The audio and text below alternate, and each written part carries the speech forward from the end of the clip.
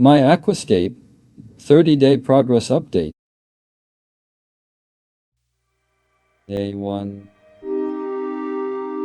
I started my aquascaping journey mid-November 2025. Thinking, since I've successfully raised several guppy strains so far and managed to breed them in my low-tech aquarium, also the fact that I've been breeding betta for a few years now, it is only natural to venture into the mystical wonders of underwater beauty, that is aquascape.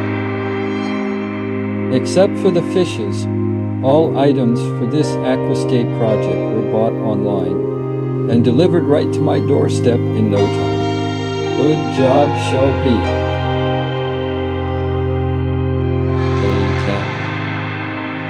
I'm using a 24 inches medium-sized old glass tank with a small canister filter for water circulation and a DIY CO2 set up using yeast and sugar to aid photosynthesis of the plants.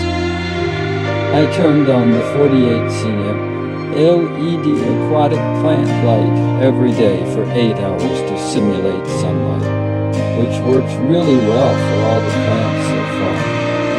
Not to mention the guppies are loving the little jungle too, so much so that they are reproducing quite rapidly. Day 20. Apart from the Amazon soil substrate, which is suitable to be submerged underwater, all the water plants were also purchased online. And so far they are thriving really well in the tank. Some of the water plants I'm using in this tank include Anubias nana, which is the most expensive plant in my collection so far and prominently placed in the middle of the tank. Although Anubias are slow-growing plants, I've noticed new leaves coming out of its rhizome already.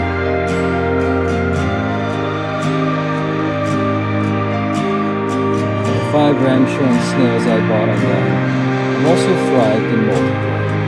They have invaded the tank by helping to clean the algae off of the glass quite efficiently.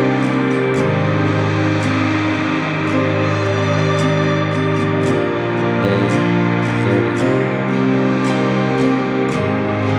Noticeable plant growth of all the planted plants in this tank seems to be thriving nicely.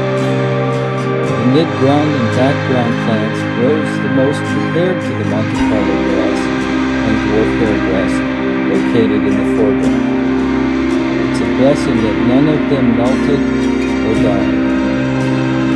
Looking after this tank and feeding the fish every morning becomes a routine that I enjoy doing. Every once in a while I would do water change, usually not more than 70%, and scrub the glass clear of water residue and get rid of some minor algae.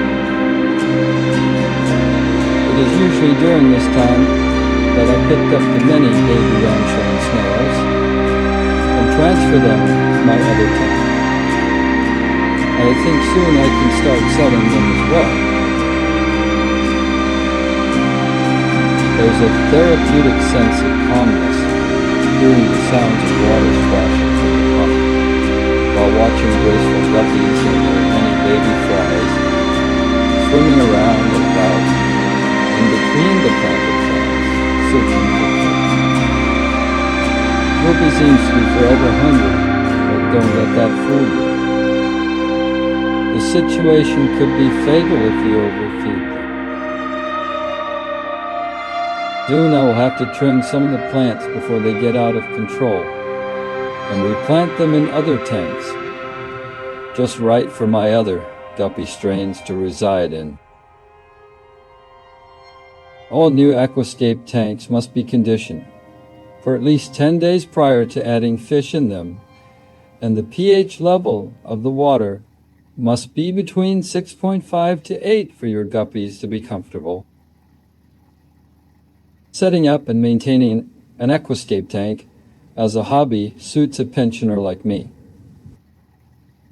I get to witness the birth of an ecosystem interacting with underwater nature, all within a glass box. And remember, don't overfeed your fish.